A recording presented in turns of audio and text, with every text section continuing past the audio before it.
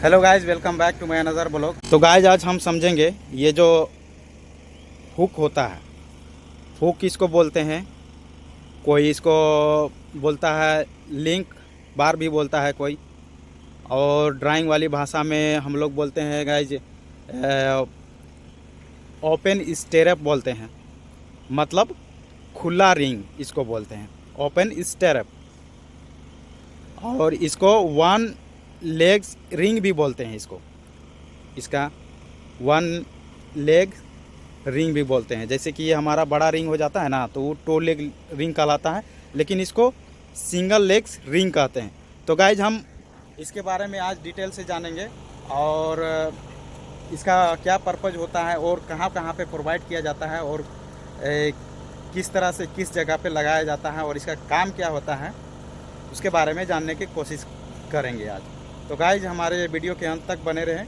चलिए स्टार्ट करते हैं। तो गाइज ये हमारा हो गया ओपन स्टीरअप, या वन लेग स्टीरअप भी बोल सकते हैं। दोबारा से बता रहे हैं, ओपन स्टीरअप भी बोल सकते हैं, वन लेग स्टीरअप भी बोल सकते हैं, हुक बार भी बोल सकते हैं, इसको लिंक बार भी बोल सकते हैं। ठीक है गाइज, ये हमारा प्रोवाइड किया जाता है, ये हुक्स प्रोवाइड किया जाता है। एक्चुअल में जो स्ट्रक्चर मेंबर होता है एज़ पर द रिक्वायरमेंट किया जाता है।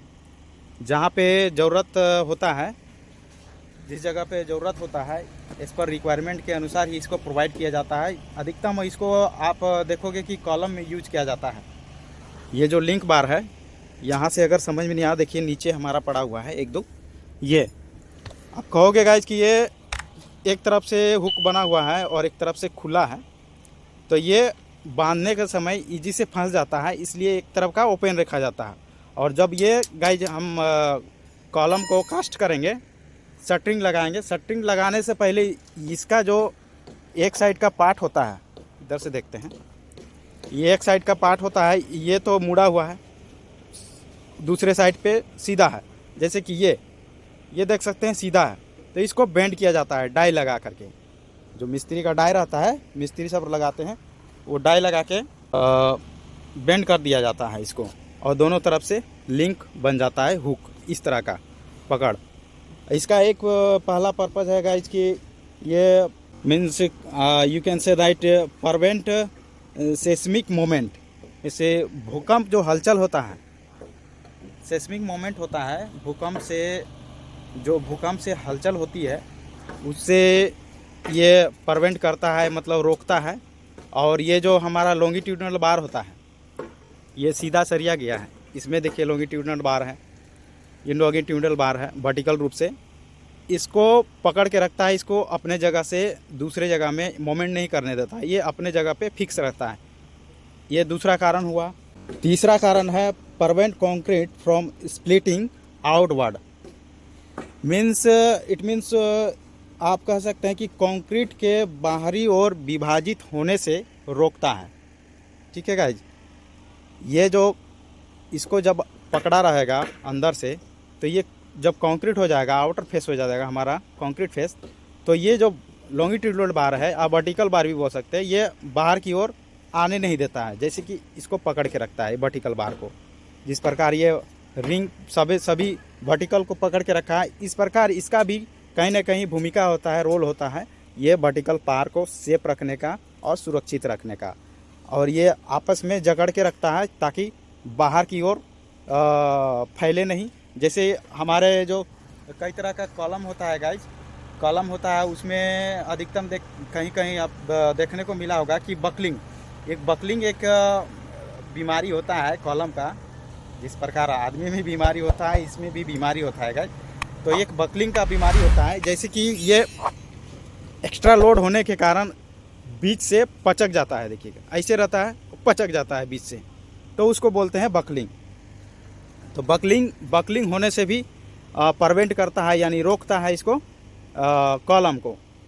और गाइज इसका जैसे कि बकलिंग हो गया, उसके बाद ये जो है कंक्रीट के साथ क्या बोलते हैं इसको, परफेक्ट जो बॉन्डिंग होता है, कंक्रीट के साथ जो परफेक्ट बॉन्डिंग होता है, मतलब अच्छी तरह से कंक्रीट के साथ पकड़ के रखता है एक दूसरे के लॉन्गिट्यूडनल बार को, वर्टिकल बार को। तो इसका पर्पज ये है गाइज, और ये खास करके इसको बोला जाता है वन लेग्स रिंग या तो फिर रिंग्स बार भी बोला जाता है। आप जानकारी के लिए हम दोबारा बता दे रहे हैं, क्योंकि इसका भी कॉलम में बहुत बड़ा भूमिका होता है। ठीक है गाइज, यानी कंस्ट्रक्शन लाइन में इसका भी अपना एक रोल होता है।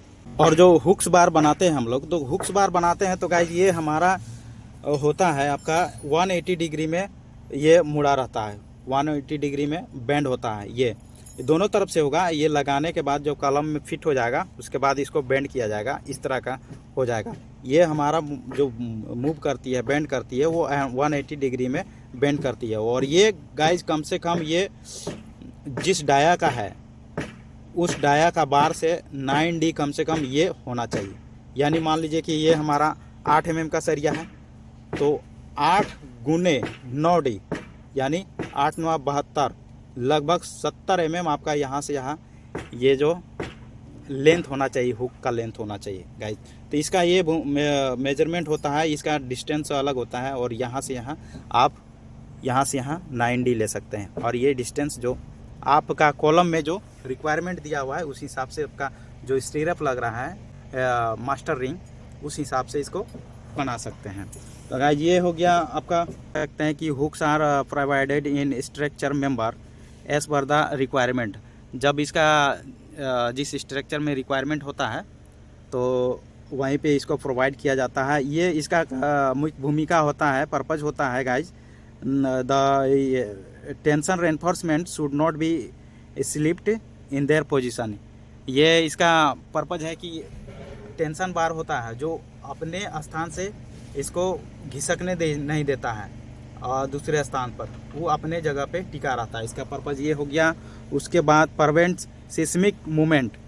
प्रिवेंट सिस्मिक मूवमेंट होता है, जैसे भूकंपीय हलचल होता है, उससे वो रोकता है, यानी प्रोवाइड करता है। लिंक बार की बात कर रहे हैं गाइज। उसके बाद हो जाता है prevent concrete from splitting outward. ये इसका मतलब होता है कि ये कंक्रीट के साथ बाहरी ओर विभाजित होने से रखता है। जैसे कि कंक्रीट डाले हैं और वो अगर हमारा लिंक नहीं रहेगा तो वो बाहरी तरफ जो हमारा ये लॉन्गिट्यूडनल बार है यानी वर्टिकल बार है, वो बाहर फेंक सकता है। जिस तरह का हमारा स्टीरअप जो जैसा काम करता है, उस तरह इसका भी काम है गाइज। स्टीरअप मीन्स रिंग, ठीक है, रिंग को स्टीरअप ही बोलते हैं। तो ये भी रिंग कहलाता है हमारा, हुक रिंग। और ये मास्टर रिंग हो जाता है, सेकंड रिंग, इस तरह का अधिकतम रिंग लगता है। जैसे कि हमारा यहाँ पे वो एक मास्टर रिंग है, 2 मतलब 3 स्टीरअप लगा हुआ है 1 सेट में, और लिंक्स बार हमारा 1 सेट में 3 लग रहे हैं। ठीक है, इस तरह का लिंक्स बार प्रोवाइड किया जाता है। और उसके बाद नेक्स्ट कारण है prevent slippage of steel from concrete. ये कंक्रीट से अच्छा बॉन्ड बना के रहता है, स्लिप नहीं करने देता है, कंक्रीट के साथ स्टील को फिसलने से रोकता है गाइज। उसके बाद आ जाता है इसका मुख्य कारण, keep the longitudinal bar in their position. ये जो लॉन्गिट्यूडनल बार है इसको अपने जगह पे फिक्स करके रखता है ये हुक गाइज, ये हुक, ये मीन्स लिंक बार। ठीक है, उसके बाद हो जाता है इसका कारण है कि ये कंक्रीट के साथ परफेक्ट बॉन्डिंग बनाता है। बॉन्डिंग यानी एक दूसरे से पकड़ के रखता है। बॉन्डिंग मीन्स जैसे कि ये मेरा खुला मुट्ठी है, इसको बॉन्डिंग बनाए तो ज़्यादा ताका आ जाता है। ठीक है गाइज, तो इस तरह का इसका पर्पज होता है हुक बार का, हुक लिंक का। ठीक है गाइज, उसके बाद ये प्रिवेंट फ्रॉम बकलिंग। बकलिंग हम आपको बताएं, जैसे कि ये बीच से कॉलम फ्रैक्चर हो जाता है, कहीं देखिएगा ज़्यादा लोड देने से बीच में पचक जाता है, उसको हम लोग कहते हैं सिविल टेक्नोलॉजी की भाषा में बकलिंग। तो गाइज ये हमारा हुआ लिंक से कुछ बेसिक जानकारी। इस तरह का लिंक बार से बेसिक जानकारी हुआ, और इसको हम क्यों प्रोवाइड किया जाता है वो भी हम बताएं, और ये कहाँ पे प्रोवाइड किया जाता है और क्यों किया जाता है वो भी हम बताएं। और इसके बारे में अधिक जानकारी के लिए गाइज हमारे चैनल को फॉलो करें। और गाइज हमारा अभी काम चल ही रहा है उधर, और ये हमारा देखिए स्टार्टर लगा हुआ है। तो गाइज आप लोग को स्टार्टर का लेआउट कैसे होता है और स्टार्टर का मेकिंग यानी स्टार्टरिंग कैसे बनाया जाता है उसके बारे में अगर जानकारी चाहिए तो आप कमेंट सेक्शन में कमेंट कर सकते हैं अधिक जानकारी के लिए। तो गाइज अभी के लिए इतना ही, मिलते हैं नेक्स्ट ब्लॉग में, तब तक के लिए जय हिंद।